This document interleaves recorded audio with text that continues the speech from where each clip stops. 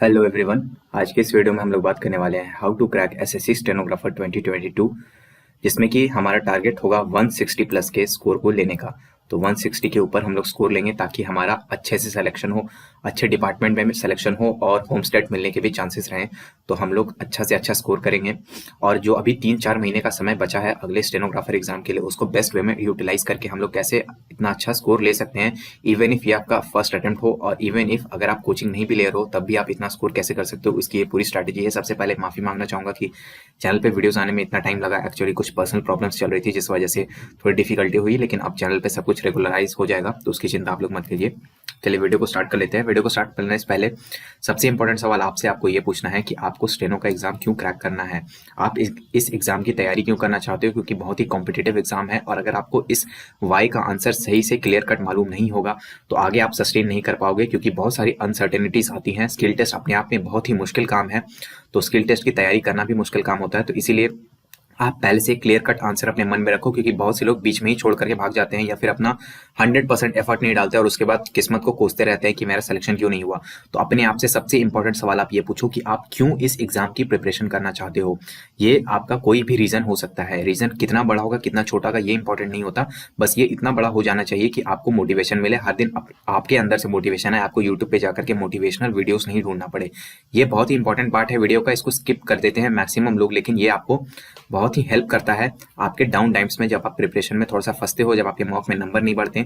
इन सारे जगहों पर आपको जब वाई क्लियर रहेगा कि हाँ मुझे क्यों करना था इस एग्जाम की तैयारी, मैंने स्टार्टिंग क्यों की थी, तो आपके बहुत काम आता है। तो आप अपना वाई अपने आप से पूछिए, थोड़ा टाइम लीजिए और इसको कहीं पे अच्छे से लिख लीजिए जो आपको विजिबल रहे रेगुलरली, ताकि आपको अंदर से मोटिवेशन आते रहे। अब हम कुछ गोल्डन रूल्स के ऊपर डिस्कशन करेंगे। देखिए, सबसे पहले failing to plan is planning to fail, मतलब आपको एक प्लान तो बनाना ही बनाना है। आपके पास एक प्लान मौजूद होना चाहिए अगले 3 महीने का, 3 से 4 महीने का आपके पास कंप्लीट प्लान बना हुआ होना चाहिए कि आप किस तरह से अप्रोच करोगे, आपके मंथली टारगेट्स क्या रहेंगे और आपके वीकली टारगेट्स क्या रहेंगे। उस हिसाब से आपको अपने प्लानिंग करनी होगी और अपने पूरे सिलेबस को आप इसी तरह से कंप्लीट करोगे और रिवाइज करोगे और मॉक्स लगाओगे ताकि आप स्कोर तक पहुंच सको। ये प्लान आइडियली आपको खुद से बनाना चाहिए, लेकिन अगर आप लोगों को चाहिए कि ये प्लान आपको एक बना बनाए रेडीमेड प्लान मिले सामने से, तो आपको एक काम करना पड़ेगा, इस वीडियो को 100 लाइक्स तक पहुंचाना पड़ेगा। 100 लाइक्स आपको इस वीडियो के अंदर देना पड़ेगा, क्योंकि आप लोग लाइक वगैरह करते नहीं हो। थोड़ा एफर्ट हम लोग को भी डालना पड़ता है इस तरह का प्लान बनाने के लिए, क्योंकि लगभग 90 to 100 डेज का प्लान बनाना होगा, तो एक एक चीज देख करके हम लोग को बनाना होगा। तो अगर आप लोग चाहते हो कि हम बना दे तो 100 लाइक्स करो, नीचे कमेंट में बताओ कि प्लान चाहिए। अदरवाइज बेस्ट ये होगा कि आप अपना प्लान खुद से बनाओ, क्योंकि कस्टमाइज आप अपने आप को बेस्ट तरीके से जानते हो। तो अपने लिए अगले 90 to 100 डेज का एक टारगेट सेट कर लो कि हाँ मंथली मेरे ये टारगेट्स हैं और वीकली मेरे ये टारगेट्स रहने वाले हैं। इससे आपको पढ़ने में एक डायरेक्शन रहेगा, आप एक डायरेक्शन के साथ आगे बढ़ोगे, आप रैंडमली आगे नहीं बढ़ोगे। तो डायरेक्शन रहता है तो लाइफ में अच्छा रहता है। नेक्स्ट, आप ये गोल्डन रूल याद रखो कि ये कॉम्पिटिटिव एग्जाम है, आपके स्कूल कॉलेज का एग्जाम नहीं है। तो ऐसा नहीं है कि यहाँ पे आपको 90% स्कोर करना है, 95% स्कोर करना है। यहाँ पे एक कट ऑफ है, आपको कट ऑफ को पार करना है, उससे थोड़ा ऊपर जाना है, उससे ऊपर जाओगे तो अच्छा वाला डिपार्टमेंट और पोस्ट मिलेगा। इस तरह से यहाँ पे आपको टेंशन नहीं लेनी कि 200 नंबर का अगर पेपर है तो मुझे 200 में 190 लाना है, मेरी जीके में सिर्फ 20 नंबर 25 नंबर ला करके काम कैसे चलेगा, जीके में मुझे 50 में 45 लाना है। इस तरह के अनरियलिस्टिक एक्सपेक्टेशन लेकर नहीं चलोगे। आपको रिलेटिवली अच्छा स्कोर करना है, यानी कि अपनी कॉम्पिटिशन से अच्छा स्कोर करना है, ना कि एब्सोल्युटली गुड, यानी कि 200 में 200 नहीं लाना है, उसकी जरूरत नहीं है। टॉप करना चाहते हो तो अलग बात है, लेकिन इन जनरल अपने लाइफ में हमको रियलिस्टिक टारगेट्स रखने चाहिए, आइडियल टारगेट्स नहीं रखने चाहिए।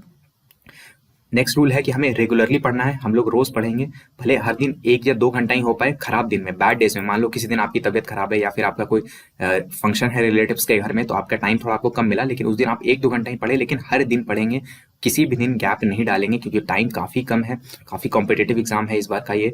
तो इसीलिए आप पूरा टाइम दोगे। स्पेशली बीच में जो सीजीएल वाले हैं वो लोग घुस करके और भी कट ऑफ बढ़ाते हैं, उन लोग को मतलब स्किल टेस्ट का तैयारी करने में तो उन लोग को समझ में आता नहीं है, बट यहाँ पे घुस जाते हैं अपनी प्रैक्टिस के लिए। तो इसीलिए आपको ध्यान रखना है कि आप हर दिन पढ़ेंगे, भले 1-2 घंटे ही पढ़ पाए बैड डेज के अंदर में, लेकिन हर दिन पढ़ेंगे, थोड़ा थोड़ा पढ़ेंगे, लेकिन हर दिन पढ़ेंगे। पढ़ाई से आपको प्यार नहीं होना चाहिए, you should not love studying, क्योंकि यहाँ पे आपको हमेशा पढ़ते नहीं रहना है, आपको सिलेक्टिव होकर के पढ़ना है। आपको एग्जाम कैसे करना है उसके ऊपर हमेशा अपना फोकस बनाए रखना है, ना कि ये कि आपको कितना पीएचडी करना है, ज्ञान नहीं लेना है हर चीज के ऊपर, इंग्लिश के मास्टर नहीं बनना है और जीके में पीएचडी नहीं करना है। तो इस चीज का आपको ध्यान रखना होगा। 3 सब्जेक्ट है इस एग्जाम के अंदर, सिर्फ एक नहीं है, तो सारे 3 सब्जेक्ट्स में आपको फोकस बनाए रखना है। थोड़ा सा फोकस आप ज्यादा रखोगे इंग्लिश पर, क्योंकि इंग्लिश का वेटेज 100 क्वेश्चंस का होता है, लेकिन तीनों सब्जेक्ट्स को आपको लेकर के चलना है। और जनरल अवेयरनेस जो है वो बेवफा सनम है। बेवफा सनम कहने का क्या मतलब है कि आप जितना भी इसमें एफर्ट डाल लो, प्रेडिक्टेबिलिटी नहीं रहती, मार्क्स स्कोर करना काफी मुश्किल रहता है इसके अंदर। तो इसलिए जनरल अवेयरनेस को ज्यादा नहीं पढ़ेंगे हम लोग। शुरुआत हम लोग जनरल अवेयरनेस से बिल्कुल भी नहीं करेंगे। और फाइनल रूल ये है कि आपको 4 नोटबुक बनाने हैं। एक नोटबुक ईच आपको जीके, इंग्लिश, रीजनिंग के लिए एक एक नोटबुक बनाओगे और एक नोटबुक आप मेंटेन करोगे मॉक्स एंड मिस्टेक्स के ऊपर। यानी कि जो भी मिस्टेक्स आप रेगुलरली कर रहे हो वो मिस्टेक एग्जाम में रिपीट नहीं होना चाहिए, उसके लिए आप एक मिस्टेक वाली कॉपी बनाओगे। इसी में मॉक से भी आप जो भी सीखते हो, जो भी नया फॉर्मूला, जो भी नया ट्रिक, जो भी नया कॉन्सेप्ट सीखते हो, वो भी इस कॉपी में आप मेंटेन करोगे इस नोटबुक के अंदर। अब बात करते हैं, आपको सबसे पहले अपने दुश्मन के बारे में पता होना चाहिए। अगर आप दुश्मन को हराना चाहते हो तो दुश्मन के बारे में पता होना चाहिए। इस एग्जाम का जो पैटर्न है उसमें क्या होगा, 100 क्वेश्चन आएंगे इंग्लिश के, सारे 1 नंबर के रहेंगे। 50 क्वेश्चन रीजनिंग के होंगे, सारे 1 नंबर के रहेंगे। और 50 क्वेश्चन ही रहेंगे जनरल अवेयरनेस के, ये भी सारे 1 नंबर पे रहेंगे। कोई भी क्वेश्चन गलत करने पे आपके 0.25 मार्क्स डिडक्ट हो जाएगा, यानी नेगेटिव मार्किंग है इस एग्जाम के अंदर। आप कोई भी आंसर गलत लिख के आओगे, टिक करके आओगे, तो आपके 0.25 गलत हो जाएंगे, इतने नंबर आपके काट लिए जाएंगे। और अगर आप सही करोगे तो 1 नंबर आपको मिलेगा। टोटल जो है आपका 200 नंबर का एग्जाम होता है और 2 घंटे का आपको समय मिलता है पेपर को सॉल्व करने के लिए। सिलेबस आपको कंप्लीटली ऑफिशियल सिलेबस पता होना चाहिए। आप एसएससी की वेबसाइट से जाकर के पीडीएफ में जाकर के सिलेबस को पढ़ सकते हो, अदरवाइज आप आई बटन में एक वीडियो आ रहा होगा, वहां से जाकर के भी देख सकते हो। वहां पे भी सिलेबस अच्छे से एक्सप्लेन किया हुआ है, तो उससे आपको पूरा सिलेबस का ज्ञान होना चाहिए। ये सब आपको स्टार्टिंग के दिन में ही 1-2 दिन में कर लेना है पूरी तरीके से। यानी कि एग्जाम पैटर्न आप समझ लिए, अब आपको एक सिलेबस देख लेना है, सिलेबस को अच्छे से समझ लेना है। साइड में कहीं पे लिख के रख लो या फिर पीडीएफ का प्रिंट आउट ले लो, ताकि हमेशा आपके सामने सिलेबस मौजूद रहे। और 1 से 2 प्रीवियस ईयर पेपर्स भी आपको देख करके रखने हैं, कि प्रीवियस ईयर पेपर देख करके आपको अंदाजा लगेगा कि अभी आप कितना जानते हो और आपको कितना आगे बढ़ना है। इंग्लिश में किस तरह के सवाल आते हैं, रीजनिंग किस तरह का टफ आता है, कितना टाइम टेकिंग होता है, और जीके का विड्थ और डेप्थ कितना है। ये सब आपको 1-2 प्रीवियस ईयर पेपर्स तो देख ही लेने हैं। नेक्स्ट जो मार्क्स का हम लोग टारगेट रखेंगे वो इंग्लिश में 90+ का टारगेट मुश्किल है। मैं ये नहीं कह रहा हूँ कि इंग्लिश में 90+ आना बहुत ही आसान है, लेकिन एक रियलिस्टिक टारगेट है। 3 महीने अगर आप जम के मेहनत करते हो तो ये टारगेट तक आप पहुंच सकते हो। रीजनिंग 45+ का टारगेट लेके रखेंगे और जनरल अवेयरनेस में 25+ का टारगेट लेके रखेंगे। इस तरह से 160+ का हमारा टारगेट हो जाएगा। और देखो, टारगेट लाइफ में हमेशा बड़ा रखना चाहिए, क्योंकि इस बड़े टारगेट की तरफ अगर आप बॉल उछालते हो तो ग्रेविटी अगर आपको नीचे भी लाएगी तो आपको यहाँ पर लाएगी, तो एटलीस्ट आप वहां नहीं भी पहुंच पाए तो यहाँ तो पहुंच ही जाओगे। यानी अगर आप 160 वाले टारगेट को थोड़ा सा मिस भी करते हो तो एटलीस्ट आप 150 तक तो पहुंच ही जाओगे। और नॉर्मलाइज मार्क्स 150 का मतलब है कि बढ़ा के आपका एटलीस्ट जॉब का तो गारंटी हो ही जाता है। तो इसीलिए हमेशा टारगेट थोड़ा सा लाइफ में बड़ा रखना चाहिए। और इससे जितना ऊपर जाओगे, ऐसा नहीं है कि 160 ला करके मॉक में आपके 160 लाने लगे उसके बाद आप चादर तान के सो जाओगे, नहीं, इसके ऊपर भी आपको बढ़ते रहना है। तो आपको चिंता बिल्कुल नहीं करनी है, 160+ का एक रियलिस्टिक टारगेट लेकर के चलना है। बुक्स एंड रिसोर्सेज क्या रहेंगे, देखो स्टैंडर्ड बुक्स ही आपको उठाने हैं, कोई भी अलग तरह का कोई भी एक्सपेरिमेंटल बुक्स नहीं फॉलो करना है। और उन वैसे बुक्स को अवॉइड करना जिसमें एक बुक के अंदर सारे तीनों सब्जेक्ट दिए हुए रहते हैं, वो उस तरह के गाइड बुक्स वगैरह को फॉलो मत करना। स्टैंडर्ड जो बुक्स है जो दूसरे एसएससी एग्जाम्स वाले भी फॉलो करते हैं, क्योंकि एसएससी का ही पैटर्न रहेगा, क्वेश्चन कुछ अलग पैटर्न का नहीं आता है, लगभग सेम होता है। तो जो स्टैंडर्ड बुक्स है वही उठाना है। बुक्स की वीडियो आपको आई बटन में आ रही होगी, वहां पर एक्सप्लेन किया हुआ है बिल्कुल क्लियरली कि कौन कौन से बुक्स लगाने हैं, कौन कौन से बुक प्रैक्टिस करनी है। उसके बाद मॉक्स आपको प्रैक्टिस करना होगा, मॉक्स अपने पास रखने होंगे, मॉक्स या फिर प्रीवियस ईयर के पेपर और न्यूज़पेपर भी आपको फॉलो करना चाहिए आइडियली। हालांकि ये ऑप्शनल है, इसको नहीं भी करोगे तो काम चल जाएगा, लेकिन न्यूज़पेपर आइडियली तो आपको रखना ही चाहिए। अब सब्जेक्ट वाइज स्ट्रेटेजी की बात करते हैं कि इंग्लिश में आपको कैसे 100 नंबर के जो क्वेश्चंस आएंगे उसमें 90 के ऊपर आप कैसे जा सकते हो। सबसे पहले आपका टारगेट होना चाहिए कि जो रीडिंग वाले सवाल है आपको अच्छे से रीड करने का कला आना चाहिए। यानी कि जो कॉम्प्रिहेंशन क्लोज टेस्ट वाले क्वेश्चन होते हैं उनको आपको सबसे पहले टारगेट करना है, क्योंकि वो इजी टारगेट्स होते हैं, पहले आप उनमें अच्छे से नंबर पा सकते हो। इसके लिए आपको रीडिंग की प्रैक्टिस करनी पड़ेगी कि अच्छे से आप रीड करके उससे कंक्लूजन ड्रॉ कर पाते हो कि नहीं कर पाते हो, फिल इन द ब्लैंक्स में आप समझ पाते हो कि नहीं समझ पाते हो, कि कहाँ से रीडिंग शुरू करना है, पूरा पैसेज नहीं पढ़ना है, बीच में से कैसे घुसना है। ये सब समझने के लिए आपको ज्यादा से ज्यादा रीड करना है। रीडिंग के लिए आप लोग न्यूज़पेपर के एडिटोरियल्स का यूज कर सकते हो, इंग्लिश न्यूज़पेपर का, अदरवाइज आप नोवेल वगैरह भी पढ़ सकते हो। और या फिर बेस्ट सोर्स है कि जो प्रीवियस ईयर में पैसेज वाले क्वेश्चंस आए हैं सारे एसएससी एग्जाम्स के अंदर, वो आप उठा करके और उनको आप प्रैक्टिस कर सकते हो। तो इससे आपका प्रैक्टिस भी होते चला जाएगा और रीडिंग की भी प्रैक्टिस होते चली जाएगी। तो रीडिंग कॉम्प्रिहेंशन वाले जो क्लोज टेस्ट वाले क्वेश्चंस है पहले उनको करने के लिए कोशिश करो इंग्लिश के अंदर। जब आपके वो एक अच्छे लेवल पर हो जाने लग जाते हैं कि हाँ अब मैक्सिमम में मैं अच्छा स्कोर कर ले रहा हूँ या कर ले रही हूँ, उसके बाद आप जाओगे मेमोराइजेशन वाले पार्ट में, यानी कि वोकैब वाले पार्ट में। वोकैब हो गया, इडियम्स एंड फ्रेजेस हो गया। देखो इसका कोई शॉर्टकट नहीं होता है। अगर आपके पास लंबा टाइम हो, 1 साल का टाइम हो, तो मे भी कोई शॉर्टकट लगाया भी जा सकता है, लेकिन अभी आपको इसको रटना ही पड़ेगा, रट्टा ही मारना पड़ेगा। इसका आपका कोई शॉर्टकट नहीं है, तो आपको रट्टा मारना है। रट्टा मारने के लिए आप क्या करोगे, वोकैब्स और इडियम फ्रेजेस के प्रीवियस ईयर के जो क्वेश्चंस है उसके अंदर जो वोकैब और जो इडियम्स फ्रेजेस दे रखे हैं इनको आपको याद कर लेना है, अच्छे से बिल्कुल याद कर लेना है, बार बार रिवाइज करना है, और जितना ज्यादा हो सके वोकैब इडियम फ्रेजेस आप याद करके रखोगे।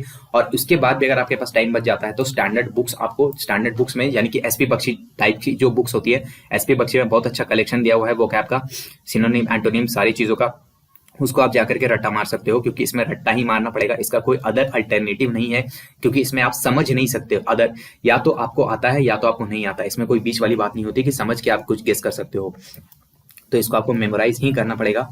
फाइनली जो है आपको ग्रामर वाले पार्ट में इसके बाद जाना चाहिए। जब आपका रीडिंग और वोकैब इडियम फ्रेजेस हो गया तब आप ग्रामर में जाओगे। एक्टिव पासिव एरर डिटेक्शन ये वाला जो पार्ट्स होता है ये सब आपको कहाँ से करना है, तो इसके लिए आप या तो कोई अच्छा टीचर पकड़ोगे यूट्यूब पे, या फिर कोई भी दूसरा ऑनलाइन कोचिंग पे, ऑफलाइन कोचिंग पे, कहीं पे भी आपको मिल जाएगा।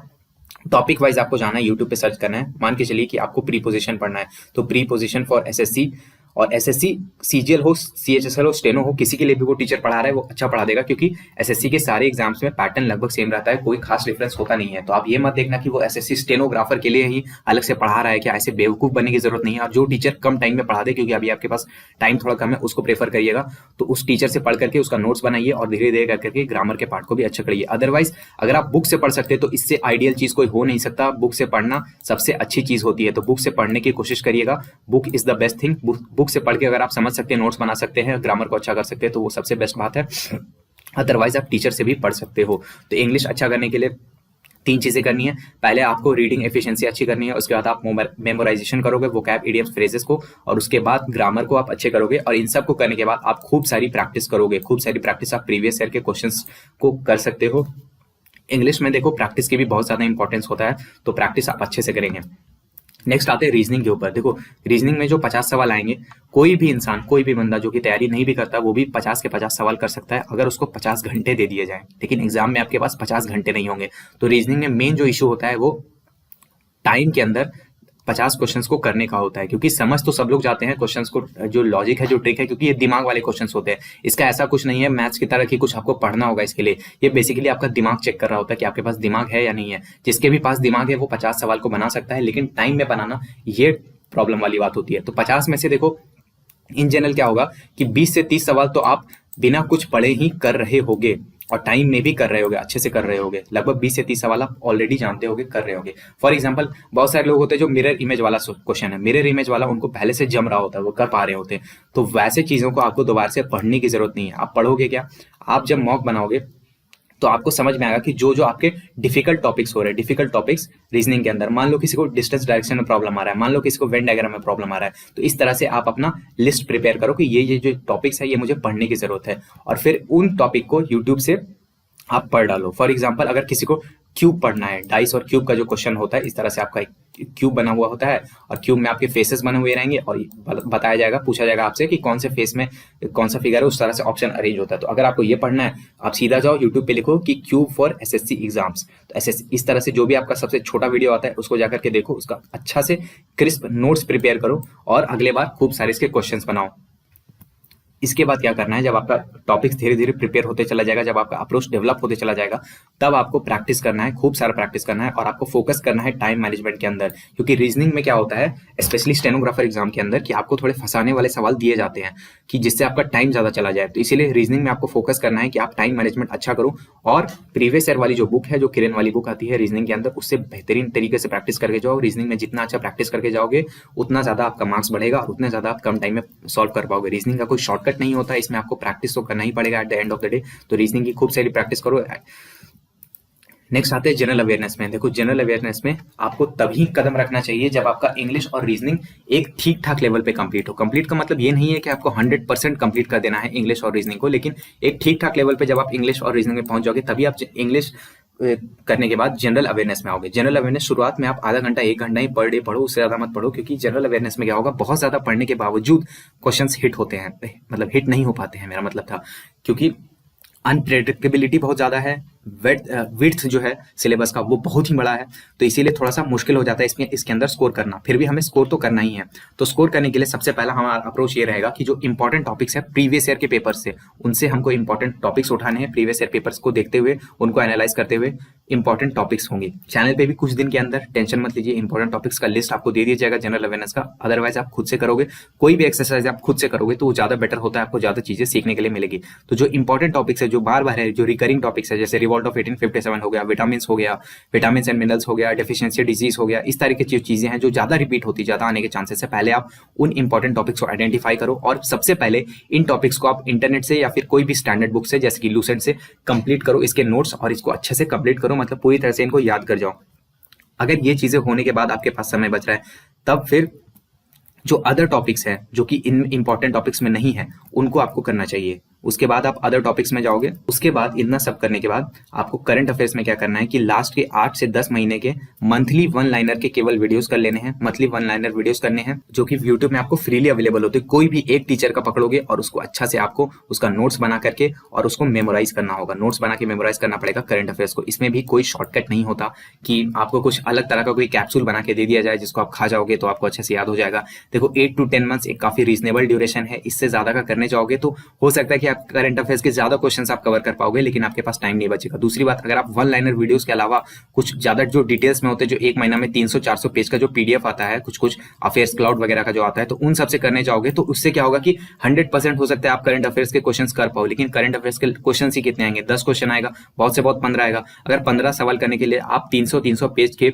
12 महीने के पीडीएफ पढ़ोगे तो फिर आपका टाइम बहुत ज्यादा इसमें खप जाएगा। और इतना टाइम अगर आप रीजनिंग या इंग्लिश को दे दिए होते तो उसमें बहुत ज्यादा नंबर आप उठा सकते थे। इसलिए आपको अपना टाइम बहुत ही सोच समझ के इन्वेस्ट करना पड़ेगा। करंट अफेयर्स में बहुत अनप्रेडिक्टेबिलिटी हो रही है, समझ में नहीं आ रहा है कहां से सवाल पूछ रहे हैं, नहीं पूछ रहे हैं। तो इसीलिए आप 8 से 10 महीने के वन लाइनर वाले वीडियो ही करके जाओ। अभी बहुत ज्यादा करने जाओगे, इधर उधर दिक्कत करोगे तो फिर प्रॉब्लम आ जाएगी। इसलिए 8 से 10 महीने वाले वन लाइनर करो करंट अफेयर्स में और बाकी टेंशन मत लो।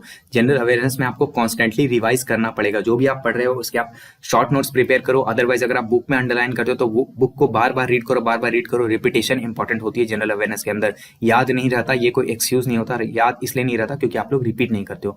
फाइनली हम लोग बात करते हैं मॉक्स के ऊपर। देखो मॉक में फर्स्ट प्रायोरिटी जो है आपकी वो प्रीवियस ईयर पेपर्स की होनी चाहिए कि प्रीवियस ईयर पेपर्स आप पहले बनाओगे, क्योंकि वो एसएससी के द्वारा दी गए पेपर्स हैं। प्रीवियस ईयर पेपर आपको स्टेनो वाले पैटर्न पे पूरे आपको बनाने हैं।